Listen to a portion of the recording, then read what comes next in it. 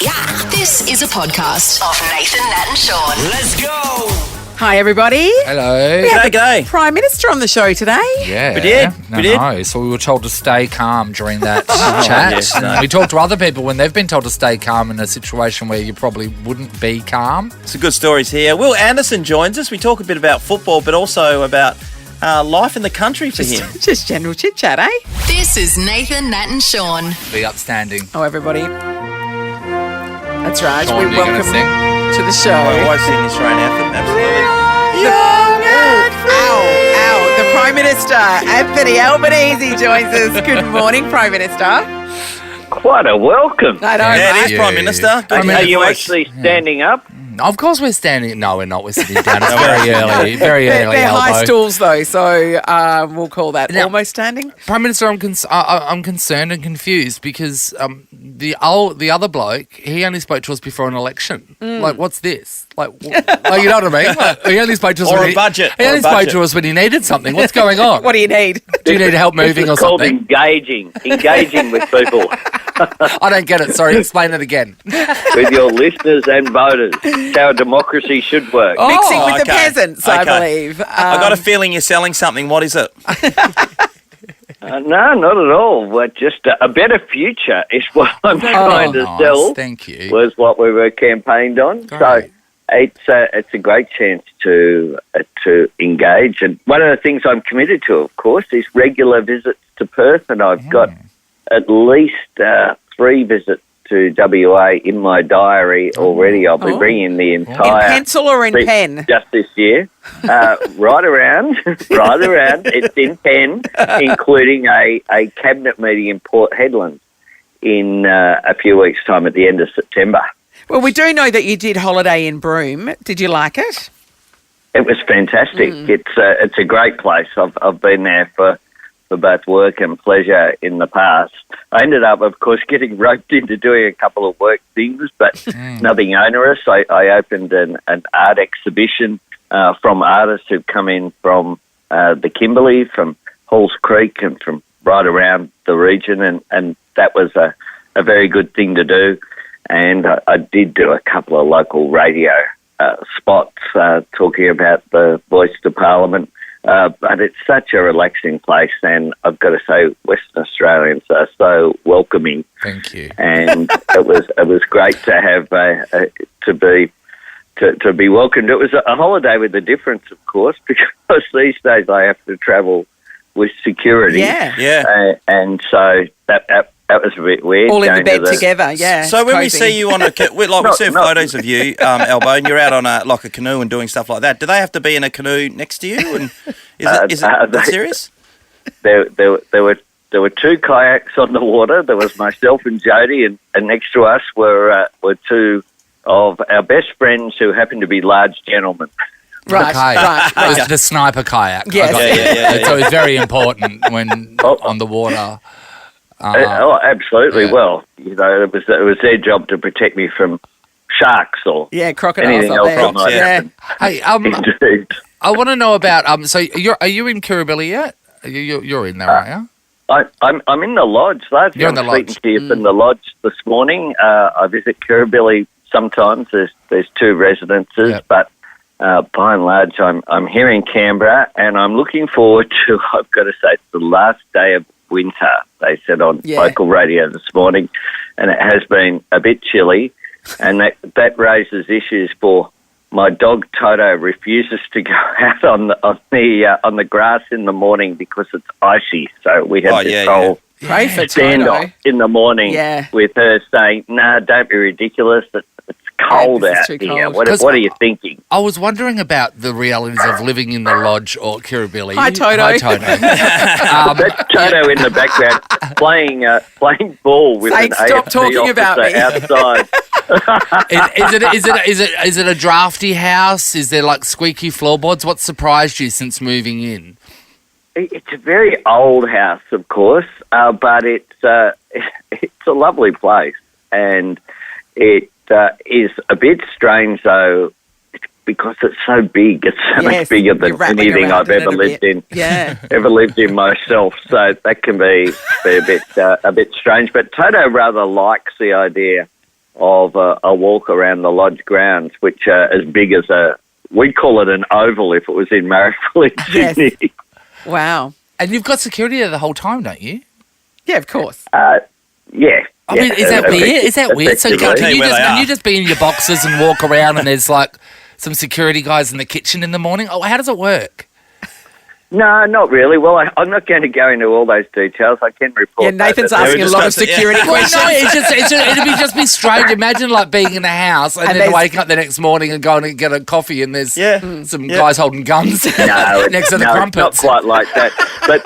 But there is literally an Australian federal police officer who doesn't know that we're talking about him. I can see through the door here playing ball with Playing Toto with the dog.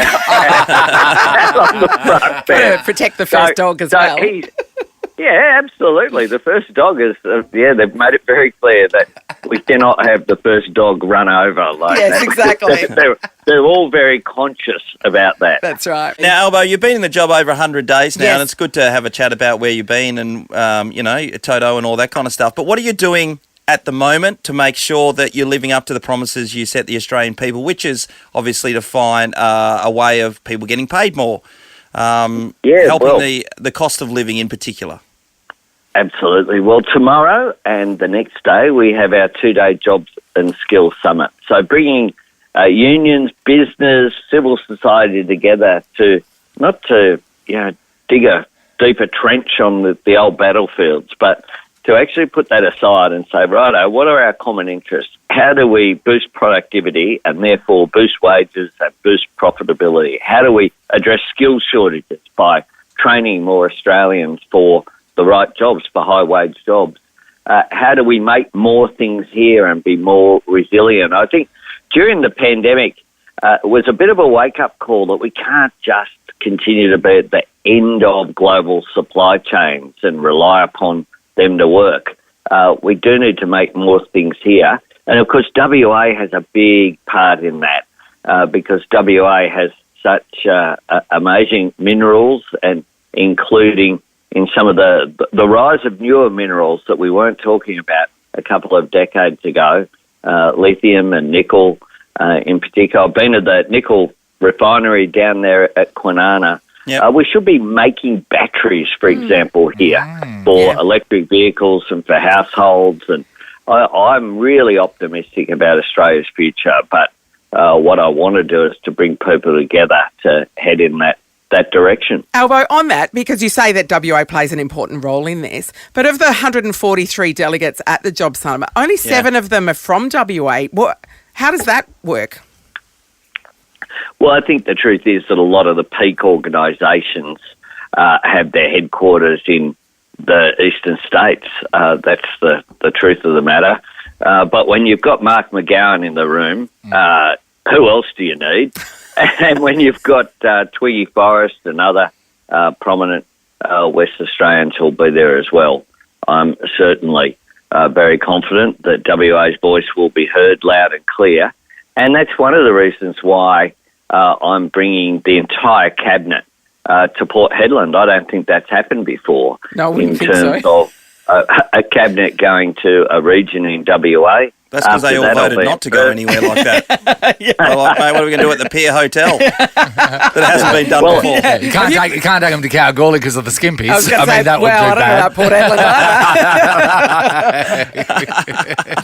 Hedland. Yeah, it But is. I'll be back in WA after that too for the telethon. Oh, That's okay, been yeah, held, right. and Yeah. so I will be a regular visitor as I've always been.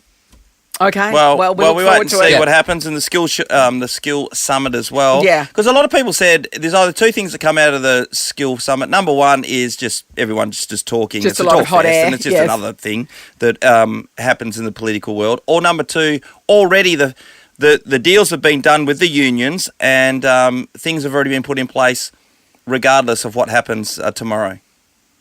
Well, we've had over 100 meetings already, mini summits, roundtables held right around the country, including in Western Australia. And so I think that the fact that we're getting better collaboration and people having a chat with each other and talking through issues is a good thing in itself.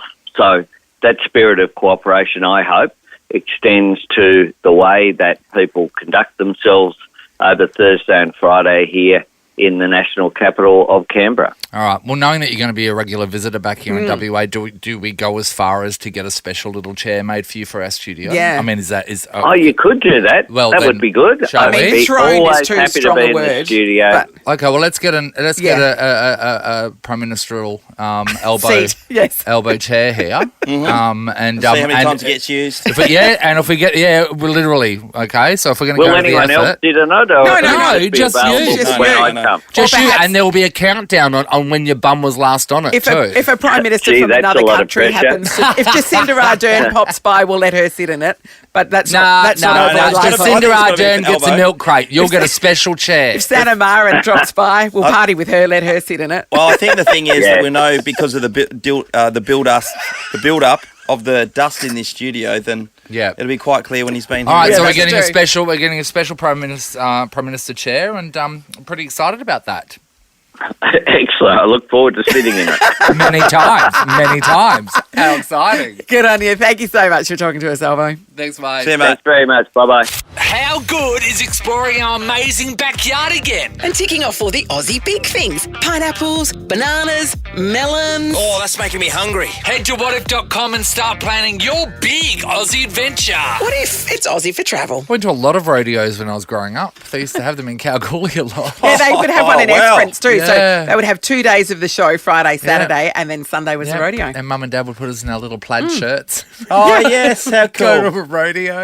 It was a lot of Oh, fun. really cool. A bucking good. Broncos, Yeah. bull riding, loved it. Just Bit of red bareback dust nut. everywhere. People getting flicked with rocks. It was full on. Well, there was one at a Florida State fairgrounds on Saturday, and a bull got loose. So the bull was in a holding pen. It was preparing for its run when it broke out the side and leapt towards the crowded bleachers. Ooh. So in this video that was captured, it shows the bull rampaging out of its chute into the crowd and around the stadium. People were rushing. Parents were grabbing their kids.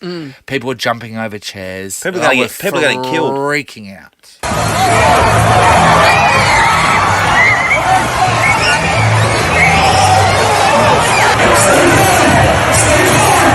So he's saying stay calm. Stay calm. Stay calm as He's not saying it in a calm fashion. You know what I mean? as a bull is running anywhere. I'm sorry, you can say stay calm as much as you want. There's a bull loose. How do you stay calm? How is it possible? Stay calm. Can you hear those high screaming? You'd imagine that you go, oh, there's some girls screaming. I bet guarantee that half the blokes. It sounds like you on a roller coaster. 100% now. Stay calm. Stay calm. Just say, I'll stay calm once the bull's back in its pen. Nathan, you want to calm us? Get that back in there. he can smell your Stay fear. calm. What do you just sit in Can your I seat? just say, Yeah, wait for it to crush you. so thankfully one of the rodeo cowboys was on horseback and took charge of the situation. He lassoed the bull under his control, which is amazing because he did it over a fence. So Yeah, that he's is very, really very impressive. good. Very Yellowstone. I love it. I'm sorry, if someone has to yell stay calm that many times, there's a reason not to stay calm. That's right. And I don't even think he was calm. Absolutely. You know what I mean? I know. When you're in a situation where you're not calm. Yes, It's hard and to- a non-calm to reverse that. situation, Nelly. You're right. It's hard to. There's a blanket it reason with you're not calm. Yeah, this rings true to me. When we were over in the Bali bombings and we were going towards Yeah, right. the scenario, there was a whole heap of like dust and stuff coming at us. It would look like, and in my mind, it was like chemical weapons of some sort. Anyway, so I'm yelling at everyone, let's run, and we're running down the street. And all these Balinese people just like, no, it's no problem. Calm down, no problem. You want a drink? And they're trying to sell you stuff. So we stopped at this corner. So you went, oh, and yeah, no, we everyone's do like, want a no, drink. it's fine. It's all fine. And everyone's just cool as. Just stay Far out. calm. There's nothing happening here. And then obviously somebody came down the moped and told just told them. us everything. Yeah. Yeah. God. No, that was not a stay calm situation. The Nathan, Nat and Shaun podcast. There's nothing quite as alarming as somebody repeatedly yelling stay calm. Like this guy. So this guy's yelling stay calm because a bull has gotten loose at a rodeo and is running In to the the crowd. crowd. And the crowd, Are not rightfully, calm. are sort of running for their lives. Stay calm. Because The last it's, thing you're doing. because it's a bull. All right, so we want to know why somebody told you to stay calm. Elizabeth, hello. Hi, how are you? Hi, Elizabeth. All right, what happened? Well, many moons ago, I walked into my mother's sewing room and snapped a sewing needle into my big toe. Yes. And my brother, who was a young doctor at the time, thought, no, I can handle this, and proceeded to get out his scalpel. And I was chewing down on a bath towel while he scoured around and tried to get the needle out of my toe. And With was no like, anaesthetic. "It's okay." It's like the 1800s. No anaesthetic. Had he learnt by that stage toe deneedling, or was he just making it up as he went along? Oh, look, he was a few years in, but look, it didn't fill me with complete confidence, I must be honest. I'm pretty sure a few years in he should still be sweeping hair. Sorry, that's hairdressing. Was he successful in the removal of the needle? No, he wasn't. Having to go to hospital. Oh, all that for nothing, Elizabeth. So while he's like ripping your toe apart, just having a look for a needle in a toe stack, he's telling you to stay calm. Yes, and I'm crying my eyes out, and he's like, "Don't move." And I'm thinking, well, if I do, you're slicing my whole big toe off. So how did the needle get into your toe? Was it just sort of, did it fall into the carpet and was sort of sticking out? Yes, and I didn't see it. It was it's a very 1970s house, so it was shaggy carpet. Shag. Yeah. Shaggy carpet. Isn't that another good one too when people say to you, don't move? You're holding But I really No, want the to. worst is don't look, don't turn around. Don't turn around. Don't turn around. It's like, oh, well, I mean, come on. What Thanks, is it? Elizabeth. Bianca, hello. Hi, how you going? Hi, Bea. Bianca, what happened? Well, a bit of context. So my partner, he is a mad spear fishing guy, into all that crazy stuff. Yep. And we went on a trip once. I didn't get in the water the whole time. I was petrified of sharks. Refused to get in the water, refused to get in the water. Yeah. And then one day he talked me into it. He was like, come on, we're only going 100 metres offshore. You'll be fine. Yes. You can stand. Basically on the Everything's sand. going to be okay. Yeah. Yeah, love it. I'm thinking, yeah, sure, this sounds great. Okay. So we're out there, we're swimming kind of along these rocks. I'm holding a spear gun, think I'm absolutely killing it, Yes. swimming around, feeling good. And then all of a sudden I get a tap on the shoulder, and I turn around and I look at him. He goes, stay calm. Stay calm. And I went, no. No. He goes, no, just stay calm. No, stay calm.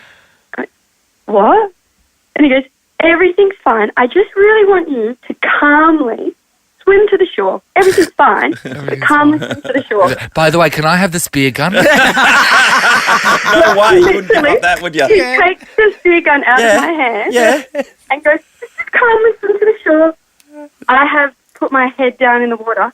There is a massive bull shark about a metre from us. A metre. I could have literally touched it. Oh. It was sitting against the rocks, almost as if it was kind of having a sleep. Yeah. Yes. Sitting against the rocks right next to us.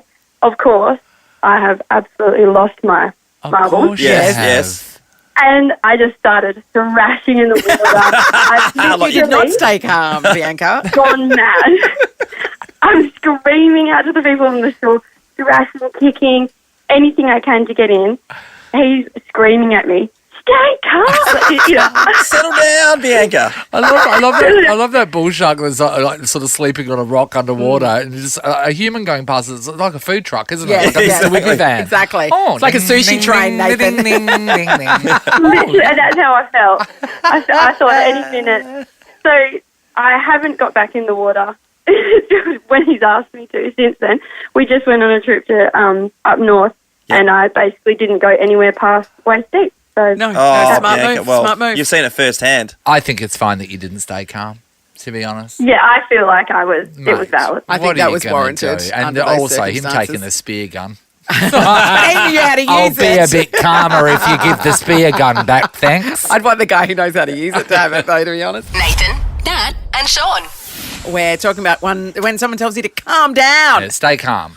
Stay calm. In a situation like this, when a bull has gotten loose from a pen and is running for your family, Stay calm. stay I calm. don't think so. Troy's in Canning Vale. Morning, Troy. Morning, how are you? Good, Oh, Troy. good, Troy. When did someone tell you to stay calm? So I was on a flight heading up north for some work, and then all of a sudden there was a loud bang. The mask came from the roof, Oh. and before I knew it, we fell from 30,000 feet to 10,000 feet. Oh, that's Troy. 20,000 feet. That's Well not done. great. Well done, Sure. mate. Yeah. Sat at the back and was like, stay in your seats because I was planning on getting out and juggling, but Yeah, exactly. Well, it was just about zero gravity at that point, so you probably could have. yeah, Troy, exactly. what a nightmare. Oh, it was. But, we made it back and we jumped on the next flight straight away and got ready for the next fun ride. Gee, Troy, that's rough, isn't it? Were people crying? No, there was a plane full of blokes. I don't think you really cry in front of another bloke, do you? Oh, can't, Troy, these it's days fine. and age, mate, you should be able Come to cry on. in front Yes. of anyone. And I think that's a circumstance that warrants it. Did you go for your phone or something to send a message that Yeah. this is it, or Yeah, but Anything, I mean, Troy. Ulster service there was Yeah, terrible. you're out in the middle of nowhere. Right. You're like, can anyone get a bar? Can anyone get a bar as you're plummeting? Yes. exactly? Troy, getting back on another plane immediately after that, was that a bit terrifying? Yeah, a little bit, but you You've got to go to work. time doesn't stop. You just got to go. Well, you know what? And sort of, like, you'd think the next one would be safer because if it happens again, that means God's done with you. Yeah. That Your means time's God up. goes, it's time to get Yeah. wipe the table with this Yeah, one. Troy's had enough of life. Thanks, Troy. Tracy's in St James. Morning, Trace. Morning, guys. How you going? Great, Trace. When were we told to stay calm, Trace? So I went to America with the 4 children just before COVID and did like a nice Royal Caribbean day trip out of Mexico. So we docked out, thought we'd go on a glass bottom boat journey with the children and just show them the nice, beautiful sea in Mexico. Sounds The delightful. glass, it sounded great. The glass bottom boat was the size of an A4 paper, the part that was glass. Oh, that was the glass bit. That was the glass hilarious. bit. So we're all trying to look through. We're about, we're past our boat, so we can see how far out we are. There's no way we're swimming back to shore. And there's 2 guys there, and one of the guys is using a bucket to scoop out water that is coming through the crack at the bottom of the boat. So scooping out water as we're all in there. We're having a heart attack going, my husband can't swim. Yes. 2 life jackets is all we could see. 2. And the kids are going, Mum, are we going to sink? So the guys are going, it's fine. We know what we're doing. But we were, having a heart attack because, the water was filling up past our ankles. So Tracy, bucket. Tracy, Yeah, I want very to. effective. I want to know, right? 2 life jackets. So straight away, you were going to get one, weren't you? Of course, absolutely. And who was going to get? Who was going to get the other one? If you had to make a choice. Yeah, no. My youngest would have got it. So the youngest is your favourite? Interesting, Trace. My youngest. Well, he I hasn't lived long love enough. that the husband who you know can't swim, he doesn't get one. doesn't get one. No. You're listening to Nathan, Nat and Shaun. Hey, Shaun, you Yes, friend. didn't bring it up this morning, but what's his name from the golf? This guy? Cam Smith, Cam Smith, $140 million. $143 million. So it's officially happened. Officially Left happened the PGA overnight. and he's joined Live. Mark Leishman as well, Mark Leishman, he's got all the money as well. But so from the PGA Tour, the US PGA Tour, everyone's all like, oh, you sell out and all that kind of stuff. How can you call people sell out when they get 150 No, but I know, $40 million for he's not gonna have- for not winning? Yes. I know, Just turning but up. even Yeah. if he played in the PGA, he's still going to have more money than he can ever spend. Do you know what I mean? Well, so what- is 100 million versus 140 million really? But it I depends think on it's a lot more. how hard you try to spend it. Really, No, I know, but like, You know what I mean? Like once you get a plane, right? You're so you're dissing 40 mil. you get it. You get a jet. if I had 100 You've mil, I changed. would. You get a jet, you got to fuel it. You got to staff it. You get a boat, you got to dock it. You know what I mean? So once you Oh, buy yeah, now I feel more sorry for them. expensive things, the bills get more and more. I do. Ethanol's not cheap these days, I believe. So what? You put it in a plane. I did So No. what happens, Sean, I just if might have made that up. this Live Tour collapses after a couple of years, for example? I'm Yeah, not saying yeah, it will, yes. I don't know. Yeah, it's got 140 million. I know, but then they can't go back and play in the PGA. Will that be the situation? No, of course they'll welcome them back with open arms. Will but they? I With actually open think arms? that. I actually think that it'll be one of those scenarios, and I know we've talked about it before, where World Series cricket Yes. started off because Kerry Packer said, Yep. Yes. we can make you more money. But so did Super League, Rugby League, and that well, folded. that was a failure, absolutely. Yeah, but, so it could go either way. But But look, I mean, they meantime- do have all the money in the if world. it was folding, he's got $140 million. Who cares? or a proportion of that along the journey. That is That is amazing. I know, but the prestige tournaments, the ones with, the green jacket tournaments, you can't play in those anymore. Yeah, who cares? Get some green jackets tailored. You've got $140 million. You can play in the majors, but you can't play in the other events all around the place, Who cares? Who cares? Who cares? Call me all the names in the world. Fellow bloody golfers. Who cares? Want to buy some blood diamonds? Exactly. I've got heaps. Check me jacket out. Nathan, Nat and Shaun in podcast form. Well, the elimination final between Fremantle and the Western Bulldogs is not far away, just a few sleeps away, in fact. Sold-out house at Optus Stadium. But the Bulldogs, they've kind of been the giant killers over the last couple of final series. They know how to play those big games. We thought we'd go to an absolute expert in this field, our good friend Wil Anderson, the maddest of Bulldog supporters. G'day, Will. Thank you very much for having me. I appreciate the fact that you obviously couldn't get Chris Hemsworth, so it's nice that you went to me instead. So thank you. We didn't even think to ask him, to be honest. And broadcasting from his balcony right now, which the backdrop looks like it's from Jurassic Park. Yes, it's unbelievable views. Well, there's been plenty Will. of water up there, I take it, Will.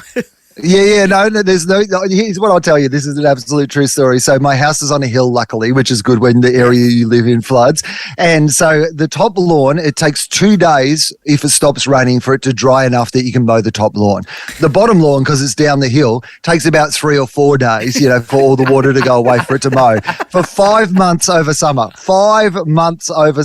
it only stopped raining enough that I could mow the top lawn. I could not mow the bottom lawn in 5 months. And of course, the wetter it got and the longer the grass grew, the longer it would take. And so by the time, it actually got sunny enough for me to mow it down there, my house looked like it had a mullet. It was real the front, party down the back. Hey, so you're how far away from the nearest shop there? The nearest town, is a place called Mullumbimby, which people might know as the scientific capital of Australia. They love science in Mullumbimby. They love science so much they have their own version of science. It's called pseudoscience. And it's great, guys. Try it. All you have to do is swallow a pack of pseudoephedrine for any of it to make sense. So it's good fun. But, it's been good living in this part of the world during the pandemic, I will say, because, short line for the vaccines. So everyone's always like, which one did you get? And I'm like, I got all of them. I just go through the bins behind the medical centre at the end of the day, jab, jab, jab, jab. Well, Will, I'm looking forward to seeing the Western Bulldogs come over to Perth. They've had reasonable success over the journey. How are you viewing this game? Well, here's what I love. So we have a theory on my football podcast, Two Guys, One Cup, an AFL adjacent podcast. And we call them Bevo's Bottom Boys because Bevo's Bottom Boys love to come from the bottom and has not caught on down at the club calling them the Bottom Boys. Weird. But this year, that's weird, isn't it? This year, Bevo's Bottom Boys are the most bottom of bottom boys. If we had kicked one less goal, one would say. We are the actual power bottom of the AFL. We only got in by 0.3%, which means if we kicked one fewer goals in any of the games during the season, we would have missed out. We would have been in ninth and not in the final. So that's as bottom as you can get. Drake style, started at the bottom, now we're here. And then Fremantle, because you're all old Bulldogs guys. That's the club's being run by old Bulldogs. So they know that Bevo wants to be the bottom boys. So what did Freo do? They go out on the track, they ruin Nat Fyfe, they get him to pull a hamstring, so he'll be out, and they're like, take that, bottom boys. And the bottom boys are like, you know what, we see what you're doing, Libber's out, the bottom boys are back. Now, you'd written the Bulldogs off a few weeks ago, because I listened to your podcast, Will, and you were talking about how, my team's not going to be playing in September. And look what happened. He didn't count on Carlton coming good. Well, I kind of did, but you don't want to say it out loud, right? Although we did say it out loud. That was the most comedic result of the season. That Carlton, because the thing I love about this was, and Carlton fans know this. So midway through the season on our footy podcast, we were talking about how much we love Carlton, and all the Carlton fans were like, nah, we'll bugger this up. We probably won't even make the 8. And we're like, I'm not sure that's even statistically possible. Well, it turns out it was by 1 goal. It was pretty amazing. And all they had to do was be in 2 incredibly winning positions 2 games in a row and completely bugger it up. So it was funny. They had the Norm Smith medalists, they might have the Brownlow medalists, and they did not make the finals. That is, without a doubt, the funniest result of the season. Too good. What's interesting about the Western Bulldogs is Luke Beveridge. He loves a theme heading into finals, Nate. So now that the finals are done, he'll come up with a theme. I remember back in the day... once you pop, you can't stop or something. It'll be something along those lines. Pirates, could be. There was one. I hope it's better than once you pop, you can't stop though. Like that is really. I mean, I know that like Bebo has like with his mustache, he is actually like a lot of people know this. His model is the look on Mr. Pringle from the Pringles. Yes. Man, that is actually the look he's been going for, and. You know he's out of theme ideas when he's just looking around his hotel room the night before the game and he's like looking at the minibar and he's like, oh, it's a packet of Pringles. Once you pop, you can't stop. That's it. Either that or this goes with that at Suzanne's. I think it was Terry Wallace many years ago, actually, Will. He came up with, they were all going to be have... warrior names along the journey. Oh, right. So he was called Chief Plow 'em Down and everybody else had, and when you saw him in the elevator, Chief Plow 'em Down is not a great name. Yeah. No, it's not, is it? These days. Yeah, absolutely. Yeah. Chief Plow 'em Down. Yeah, and everyone had some kind of warrior name. This is your mob, Will. Yeah. Wow. I mean, he was always more a Richmond guy. So, hey, Will, what about... what I did hear about Terry Wallace, which is very not on brand for the Western Bulldogs, is that he had his own solarium. It's a true story. So at home, so he like had one at home and he would like, pop in the old... That's not a Western Bulldogs thing. You can't be rocking your own solarium in the western suburbs of Melbourne. He did always have a great tan though, so that makes sense. I had a friend that used to have a solarium at home. One of those beds. It's like you're just asking to be killed. Right. Where it gets shut and you can't get out, and then you burn on to your death. eyes, Nate. I've seen it in movies. Yeah, I mean, there was a reason they banned them, and I love people going, "Oh, it's okay, they banned them. I've got one at home." Like, that doesn't actually mean that. It's like lying in a George Foreman grill. Suddenly it's like Breaking Bad, like just a real tanned guy, like tanning people in his basement. Exactly. And Will, finally on the Bont himself, the great man leading your club, do you think he has got the broadest shoulders? Is his shoulders broad enough to be able to carry your team over the line Saturday night, do you think? I mean, they'll have to be. I think that's the truth. Like Bont's had, carrying a whole bunch of injuries this season. So we love the bye, the Bulldogs. Obviously, we love the bye before the finals because it helped us in 2016, and I think it's going to help us again. Too, I think, though. Yeah, we're for Pfeiffer. Yeah. So anyway, look, here's what I would say is if Rory Lobb is really coming to the Bulldogs next season, which seems to be the rumour going around, mate, start a game early. This is a good way to get the other boys on side for when you walk into the club next season. Mate, if you kick 6 goals in this game, can you imagine and kick the Bulldogs out of the finals? Yeah, good luck in pre-season, bighead. So no, thank you. Play a shocker. We'll welcome you at the club. Well, makes sense. Yeah, it makes a lot of sense. We're looking for a cracker on Saturday night. Really appreciate you joining us. Talk about the mighty Bulldogs and the mighty Dockers. We'll see how it goes. Go Dogs. This is a podcast of Nathan, Nat and Shaun. Well, the news came in yesterday that Fremantle Dockers captain Nat Pfeiffer's re-injured his hamstring over the weekend. Bugger. And I know for Fremantle supporters, all year have kind of been waiting for the big kahuna, almost like Superman, to be able to join this team who are doing particularly well and just take them to the next level. Yeah, but they've done pretty well without him. They have, Nath. Which I would be nervous if I was him. It actually has seemed when he's played those handful of games that the side hasn't found their way with him being in it. Because it's like and that's the substitute teacher that's come back into the mix. Yeah, because we haven't found the rhythm at all. Yeah. So, and I do understand that he's probably doing a lot leadership wise by captaining it and not playing. Just being a figurehead and inspiring them and all that sort of stuff. But they've done all right. No, they have done all right, but everybody knows if he's up and going, all of a sudden, that's a different game. You're never not going to pick him, are you? Yeah. He's a freak of nature. And after watching them play against GWS the other day and him having an impact in the game, you think, okay, in a short period of time, he can be a game changer and help Fremantle win this finals game and then move forward. For him to do a hamstring, it would just be heartbreaking. Yeah. It really is for him. The club would be as well because they'd like to see him out there in full fitness. Well, you just need him fit enough for a little bit of burst of brilliance. He's like a Ferrari with $10 of fuel in it. Yeah. Just get in it, fang it until it breaks. Just Fifey on one leg almost, you'd put him out there still, wouldn't you? Well, the last final he played in, he played with a broken leg. So after that, he went for surgery and had a few screws put in. So he is a big miss for the Dockers, and I really do feel for him because a lot of time and effort's been put into his body on that level, and all he wants to do is go and run around. And and he looks fit as a fiddle. It just must be so annoying when, soft tissue fails you like that. That's Yeah, awful. yeah, absolutely. And every time you do a hamstring, if you guys ever done a hamstring? Don't be stupid. Shaun, what have I done? What would I have done to do a hamstring? I've done a calf though, and that's it was extremely uncomfortable. I don't know how far on the ground the remote to the TV would have to drop for me to be able to, and the velocity of being able to pick it up. That would be the only way. It's a unique feeling because you could be running along and it's like someone's got you with a pop gun in the back of the leg or an air rifle or something, and you don't know where it's come from, and it's just weird. A sniper has got you. So anyway, I hope he is able to get back. It's not going to happen. He's not going to play this season. He's not going to back this season. Hopefully he can get himself fit and continue the career. But how old is he now? He's 31, I think. Yeah, right.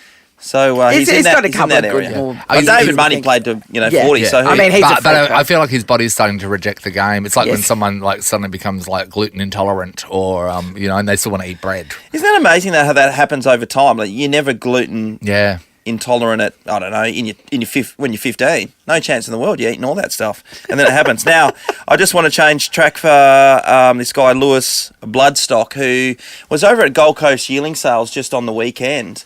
His name is Lewis Bloodstock. So that's his last name's Lewis. Oh, okay, right. Sorry, that's his company. Not sure of his first name. That's his company. Anyway, he's been weaning himself off some really expensive, some steroidal medication. And one of the things of when you're coming off this medication apparently is this feeling of euphoria. Yeah. Anyway, so he's gone along to this horse bidding event. Yeah, an he's auction. Bought 22 horses for $1 million. Because he was feeling so great. Has he? Because he was just on a spending spree, having a great time. Did you say for $1 million? He got 22 for $1 million. 22 fillies cost him $1 million. Is that a bargain? That seems like a bargain. It sounds like a bargain too. Yeah, Are they any good? Well, what he's going to do now he did pay up for them, but there's another Magic Millions yearling sale coming up in he's going to flog them off. He's going to have to go back and flog them off because he got in a lot of trouble for this. Because it's sad day when you got to flog off horses, hey? Well, they're fillies. They're fillies, so. God, I'd wear gloves, that's for sure. Nathan, Nat and Shaun is a Nova podcast. For more great comedy shows like this, head to novapodcasts.com.au.